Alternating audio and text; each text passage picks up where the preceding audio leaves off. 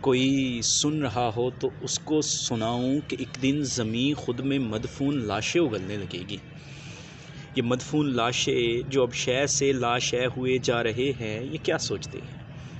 یہ کیا جانتے ہیں؟ انہیں فکر ہے یا نہیں ہے کہ ان کو دوبارہ پکارا گیا تو وہ پھر چل پڑیں گے؟ وہ پھر چل پڑیں گے کہ پچھلی تھکن اوڑھ لیں گے یا پھر اٹھنے سے انکار کرنے لگیں گے؟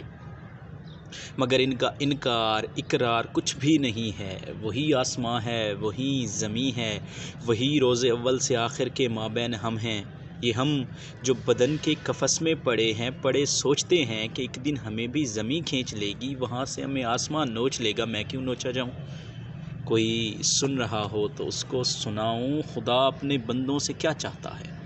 خدا لاپتہ ہے۔ خدا اپنے مشرق کے مشرق سے مغرب کے مغرب میں جانے کہاں کھو گیا ہے؟ کوئی رابطہ اس سے ہوتا نہیں، پر بتایا گیا ہے کہ پچھلے دنوں وہ پہاڑی پر دیکھا گیا تھا۔ مگر اس خبر کی بھی تصدیق ممکن نہیں، میں خبروں کی تصدیق کس سے کراؤں؟